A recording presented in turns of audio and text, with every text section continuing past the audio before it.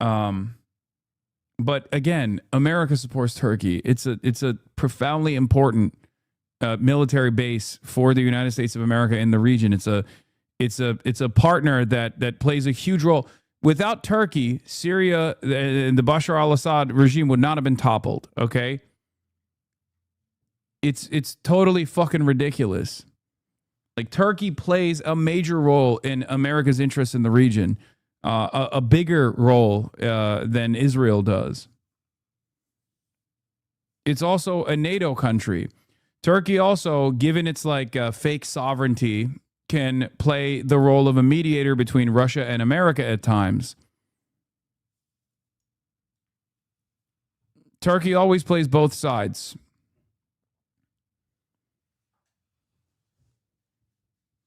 But never forget, we're talking about a country that has American nukes inside of American military bases inside of its national boundaries. It's ridiculous to be like, oh yeah, America's just going to drop Turkey and NATO in general at the behest of Israel. I mean, never say never, obviously, because this is an unbelievably pro-Israel country, but I don't know if it would go that far. That would not be beneficial for Israel, I don't think. Of course, Israel has been saying that they want this to happen regardless, but that was successful, and Iran's attempting to show what it will do in reprisal, which is again direct its fire towards the Gulf states. Right. I mean, do you see any diplomatic progress towards any kind of settlement here, or are we edging towards, military action being the way Trump gets out of this? I think it's clear we're edging towards another round of military operations. But what could that achieve? Very little in my view. I think it's clear that this effort at economic attrition is the main game, but there are the preparations for another round of military pressures, and I don't see either one of those moving the dial with this regime. There's really, what the administration really needs to do is set itself to a tough diplomatic course, and they don't seem to have the appetite for that. What do you mean by that? I mean, what would that involve?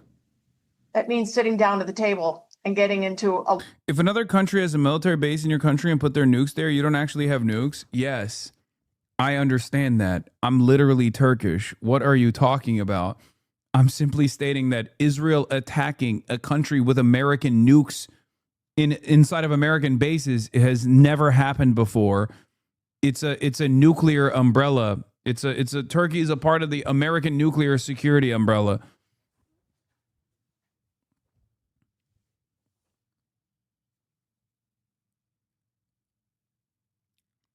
Israel is an American vassal. It's an extension of American empire.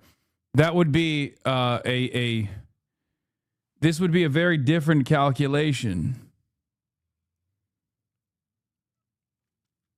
Yeah, I get that. My country's in the same situation. Turkey also operates sometimes independently outside of American interests, like immediate American interests. In comparison to even the European vassal states. Long set of difficult negotiations. Ultimately, that is still beneficial for American interests, though, because that way America uses Turkey as a mediator at times, for example, against Russia. There has been a little bit of movement in this latest proposal, we think, by the Iranians to at least not make it a condition for sitting down at the table that the blockade be lifted. But something's got to give, and otherwise this will head towards military operations again. Do you think there is a better diplomatic solution than what was effectively the old deal done under Obama? Or is that what we're looking at rebadged as a Trump deal? Well, the large difference, the really huge difference, is the fact that virtually the whole nuclear program is shattered. So you've got the leftover pieces of it to deal with. Ihya oldum. Turkey won't survive this decade. Classic Turk in the chat. Classic Turk defeatism in the chat, by the way. But you're not starting from the same threshold of activity. That's a huge advantage. Barbara Lee, thank you very much indeed for your time. Let me begin by saying congratulations to the Small Business People of the Year from all 50 states. It's a big deal. It's a big deal, and you can be proud of yourself. Our country's made up of a lot of small businesses, and that ends up... My mother was a small business. As you all know, just like Kamala Harris, my mother too was a small business, so was my father. We love being a nation of tiny businesses, the tiniest of all. Size of New Jersey, all of our businesses, they're so small. Don't we love it, folks? Being a really big business. As small business owners and operators, the people in this room represent the 36 million small businesses who create 40% of all economic activity in the United States. Think of that. A group of people added together. You're essentially the most important factor business-wise in the whole country. And this country is leading the whole world. We are now. That I can tell you by a lot. You're the lifeblood of the American economy, and with your help, we're truly making America great again. We're doing record business. We have a stock market that hit even with this military operation, call it whatever. Can we redact questions? Yo, you think they're going to jail my ass for saying stuff to you? And if they do, you got me though, right? Brother, not Turkey, not America, nor Israel is exactly fond of me, okay? I can't begin to explain to you that you are so on your own, okay? There's not a single country on this planet that would that I have any sort of influence over, okay? The only influence I have is negative. You are on your own. Whatever you want. We can't let Iran have a nuclear weapon. We hit all new highs, and I said... He said, can I redact my questions? You'll be fine. You're anonymous. Take care of business because we can't let that happen. So we did a little detour, and it's working out very nicely. They have no Navy. They have no Air Force. They have no anti-aircraft equipment. They have no radar. They have no nothing. They have no leaders, actually. The leaders happen to be gone also. But can't let them have a nuclear weapon, or you'd have problems like nobody would believe. And it's going very well. We're also pleased to be joined this afternoon by Secretary of Energy Chris Wright, who's been amazing. Where's Chris? Except everybody was wrong. They thought that energy would be at $300, right? $300 a barrel, and it's like at 100. And I think going down, and I see it going down very substantially when this is over, Chris. And I think very rapidly too, at levels that you've never seen, because there's a lot of energy out there. Ships all over the world that are loaded up with it. They can't do much with it because they got kidnapped by a pretty evil place. But we're taking care of it. So it's day 66 of the Iran war. The Strait of Hormuz is closed. Oil is not flowing freely. The US blockade shown here is still in place amidst a battle for who is actually in control of the Strait of Hormuz between Iran and America, amidst loads of claims and counterclaims. Today, Iran issued a new map showing the boundaries of where it claims it's controlling the Strait of Hormuz, either side of Oman. They also claimed that they'd fired 2 missiles and struck an American warship, although counterclaims eventually, although this was just off the coast of Jask outside that area, but the Central Command turned around and said that nothing had been struck. Iran modified their language after that.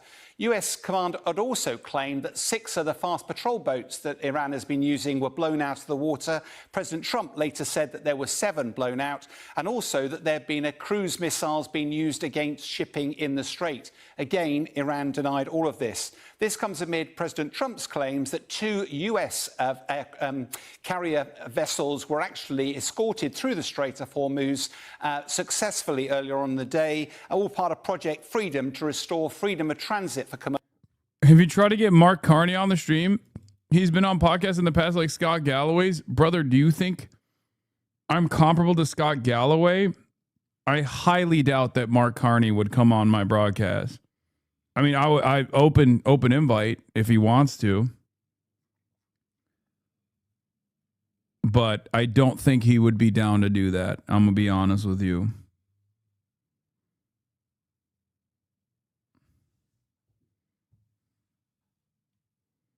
Commercial vessels through this area. Again, Iran denies that this was achieved. All of this is designed to relieve the 2,000 vessels and allegedly 20,000 seafarers that are actually trapped in the Strait, in the Gulf of Oman.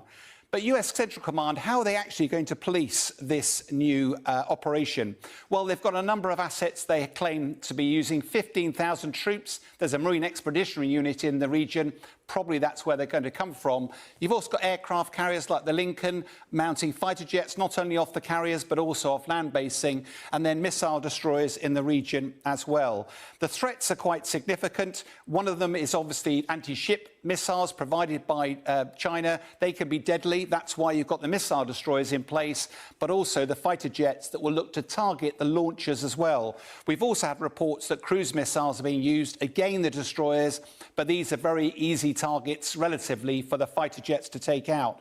But the big threat is these fast patrol boats, numerous, often packed full of explosives. And as we can see a couple here, and we'll see a bit later in the shot, significantly more, they can be incredibly dangerous. But if you remember, for the Somali pirating activities, they were very quickly solved by putting armed personnel on board the commercial shipping, because that's a stable platform, soldiers with machine guns. It's relatively simple, but the fast patrol boats have no answer for that. That's almost certainly how the Americans dealt with this threat earlier on. The key issue, though, for all of this is time. If we look at the Strait of Hormuz map, you've clearly got the blockage of the minefield. We're still not sure how many mines are actually in there, but that forces any shipping to go up to the north, just south of Iraq Island and back again. That puts it very close to Iran and therefore a very high threat. It's also, if you're going to get 2,000... In politics, I don't think you're comparable to Scott Galloway, but in region audience size, yes, you're comparable. No, I have a bigger audience than Scott Galloway does, but that doesn't mean anything because Scott Galloway is safe. Scott Galloway is like a known entity in liberal circles. He's like a well-respected liberal. Scott Galloway also is like kind of pro, I mean, not kind of, is pretty pro-Israel too. That's another huge deal there too. So like, Michael Fusco Art, support your PBS. Thank you. Michael Fusco Art with a 69 tier 1 gifted subs. Thank you, Michael Fusco Art. Thank you for supporting your independent media.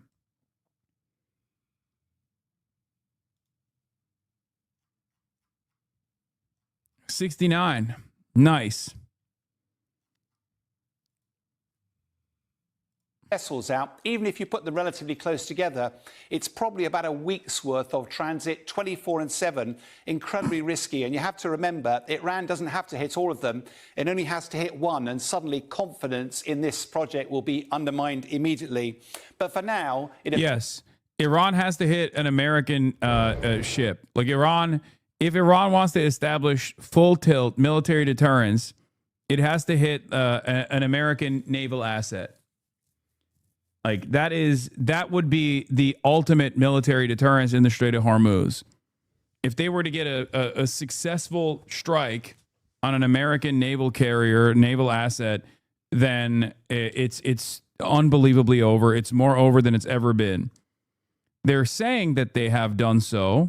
They're saying that they've done so already, but you need to have a clear image of it. You know, without that, it doesn't mean anything, because if they've been able to hit an American asset, if they've been able to hit an American asset here, it might deter America from continuing military operations. But if it's just like a minor dent or something, they could just like write it off as a laundry fire, right?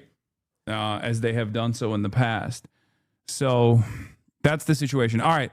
Let's look at what Trita Parsi had to say to Drop Site News. Trump snatched defeat from the jaws of success.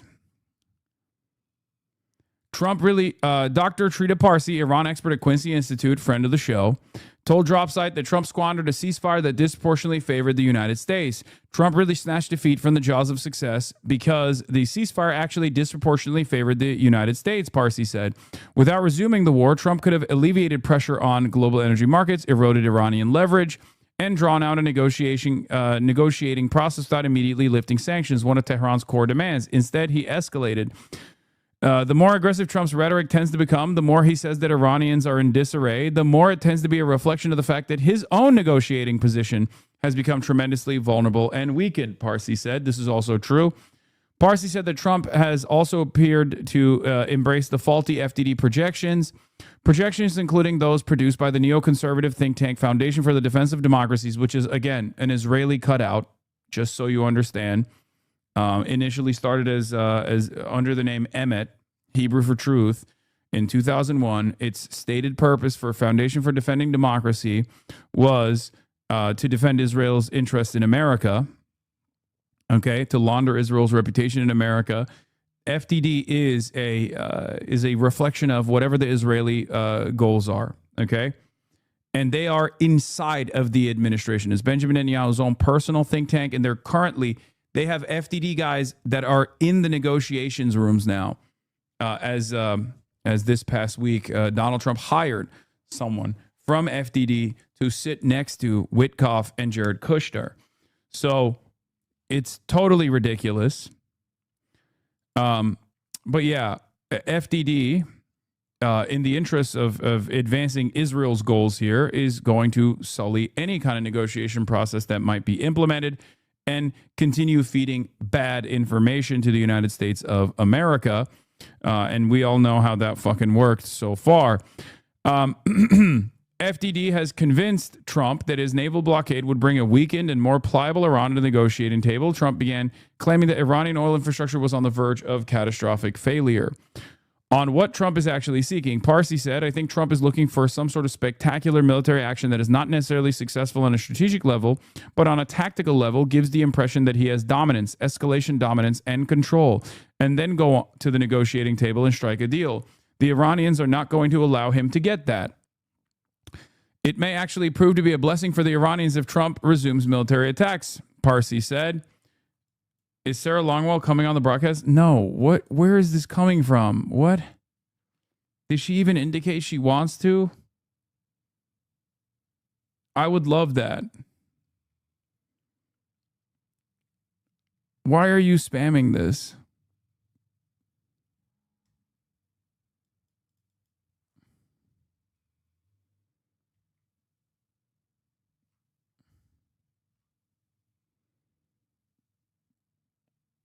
Anyway, Iran still has escalation dominance in this scenario. On the contrary, I think the Iranians have now further honed their strategy. They are more confident about exactly what they can achieve, Parsi said. Iran would likely expand attacks in the Gulf, particularly targeting the UAE, Israel's closest Arab ally. The report was published just before the U.S. attacks on Fujairah, UAE, were confirmed later in the day on Monday.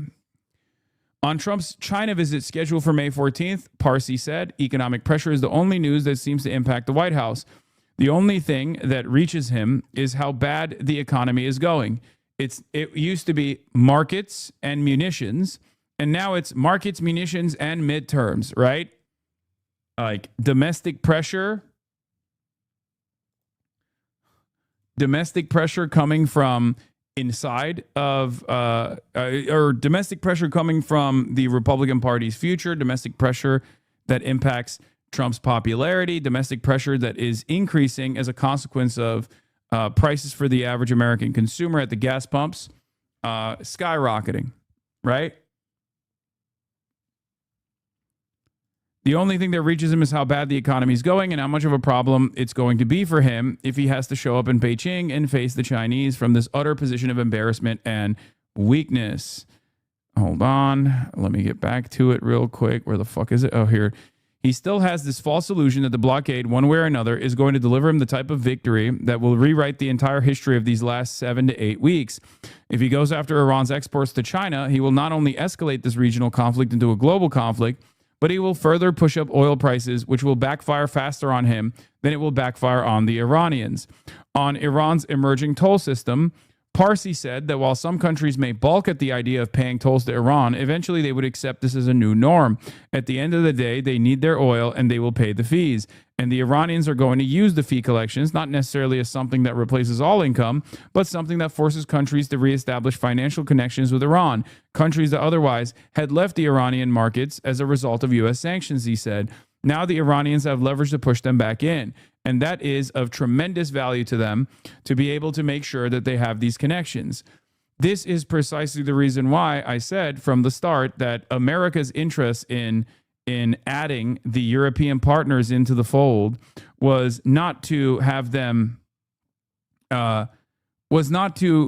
necessarily fuck, I can't even, I'm all over the place.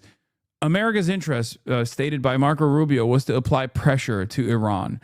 That wasn't to actually have their military assets in the region, because America has maximum military leverage, right, in comparison to the European allies. What the fuck is one like nuclear aircraft carrier from France going to do, right?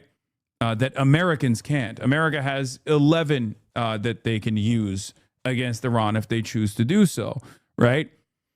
The real reason why they wanted European partners to engage Iran militarily was not for the military pressure, but more so for the diplomatic pressure.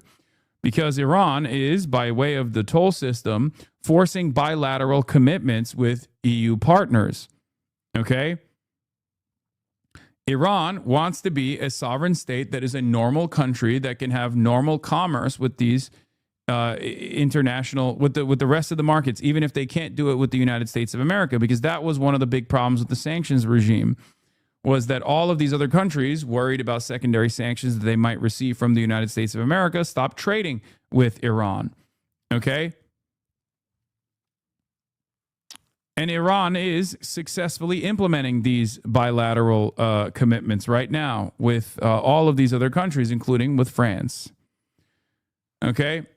The plan was simple. The UAE exits OPEC, breaks free from its limits, and ramps up production. 2 days later, America announces Operation Freedom and forces open the Strait of Hormuz. Emirati oil floods the market, prices crash, and Iran loses its only powerful card in negotiations. Iran sent a strong, clear message today. You want cheap oil? You won't get it unless you return to negotiations and provide guarantees to implement our demands that you agreed to discuss. By successfully foiling their plan, Iran will return to negotiations from a stronger position than before, and it will prove to the world that it controls the Hormuz, and whoever controls the Hormuz controls the oil, and whoever controls the oil controls the world. Okay, this is a little bit aggressive, but yeah. Thoughts on China telling firms to ignore sanctions? It makes total sense. Obviously, China has been ignoring the sanctions. Why the fuck would they not say this publicly? Trump is repeatedly overplaying his hand on Iran and America's strategic detriment. China is now telling firms to ignore new U.S. sanctions on Iranian oil. Per Bloomberg, this signals a far more aggressive stance from China and risks pulling global banks into a U.S.-China standoff. You don't want to have this conversation because Donald Trump did not successfully decouple the rest of the world from China. That was the goal of the Liberation Day tariffs, if you recall. But that failed. Okay? That fucking failed. America had to buckle under the pressure. And therefore, America does not have the capacity to force other countries to no longer trade with China. China is still the manufacturing hub of the planet. Explainer why China decided this time to directly resist latest U.S. sanctions. Trump in his eternal wisdom all but forced them to. Huge news in China today since Besant actually sanctioned larger entities this time. Hengli is a huge deal. China is entirely willing to fight economic war over this from what I can see. I will now talk about why Hengli is a big deal and why the Trump admin stepped over the line. Yeah, this was China invoking the blocking statute for the first time. China's Ministry of Commerce has for the first time activated its 2021 blocking rules, ordering all Chinese firms and individuals not to comply with U.S. sanctions targeting 5 independent Chinese oil refineries accused of purchasing Iranian crude. This leaves only one option for the United States of America. Either the United States of America now will forcibly overtake Iranian oil tankers that are slated to arrive at Chinese oil refineries, or they just have to back away from it. America, that has had a terrible time so far trying to militarily dominate Iran, a much smaller country than China, now has to go up against the manufacturing base of the entire planet. It's not going to happen unless they're fucking insane. And, you know, the reasonable option here is to back the fuck away. But also, the reasonable option has always been to also negotiate with Iran. The reasonable option was to never bomb Iran. But America never takes the reasonable option.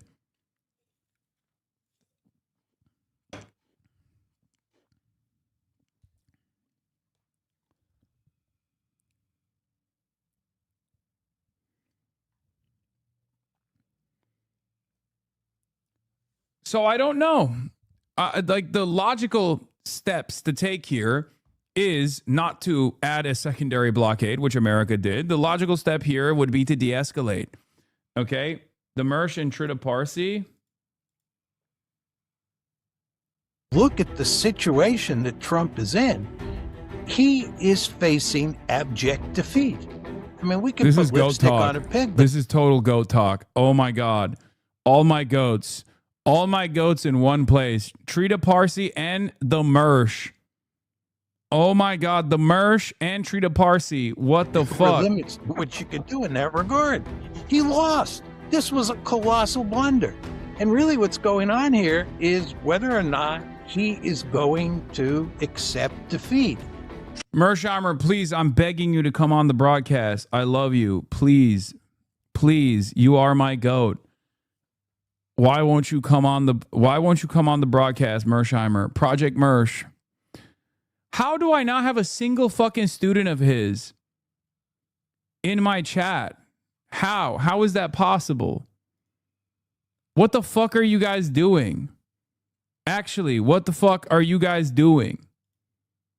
Get to work, chatters. Why do I have this clandestine network of parasocialists out there all around the world, and definitely in the United States of America, specifically in institutes of higher learning?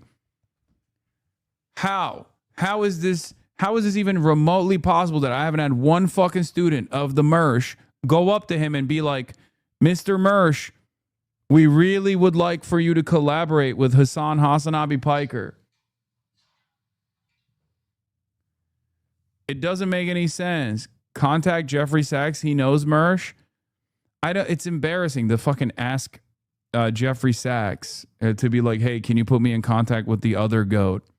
You are my goat, Professor Sachs, but I have another goat professor as well. Question is, why/how are you not trying hard enough to get him on? We are. We've been emailing him. He doesn't respond. And I don't even know why. We have emailed him a couple times at this point. I don't think he looks at his emails that much. Become a professor and you can talk to him professor to professor. I am a professor. Dr. Jihad. Remember Dr. Jihad? Professor of jihadology. Okay, PhD in racism. You know this already. Doctorate in jihad and I'm a professor of racism. I got a PhD in it.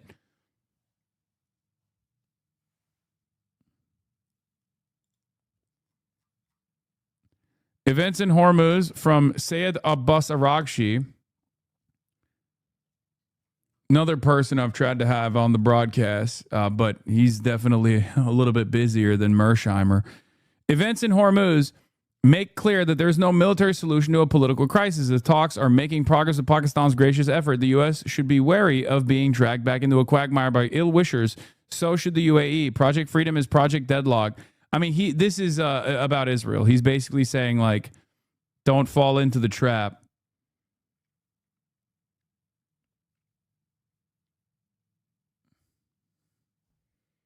You need a student's recommendation. Open Presence! Oh my God. Open Presence is back, dude. Is the Strait open now? Is that what that means? Open Presence, thank you for the hundo.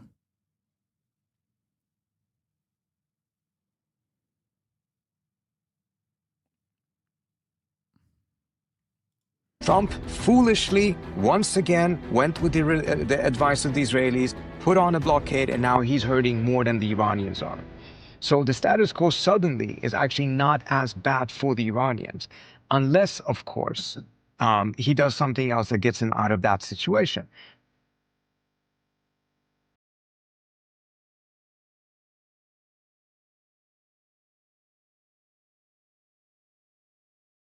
Hello and welcome to Switzerland. I'm Tom Switzer. Always great to have your company. And our guest That today, is not the voice I was expecting from this fucking guy.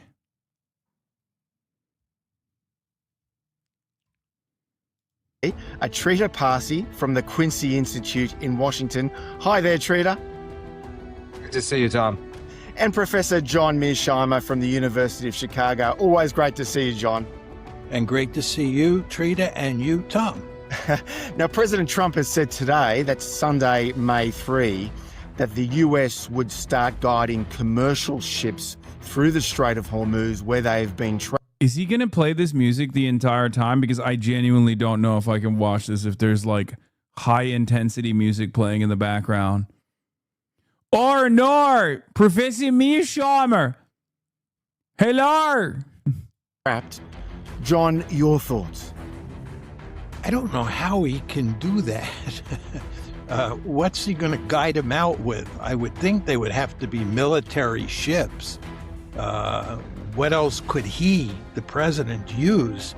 And I think there's no way that he can put military ships in the Gulf without them getting sunk.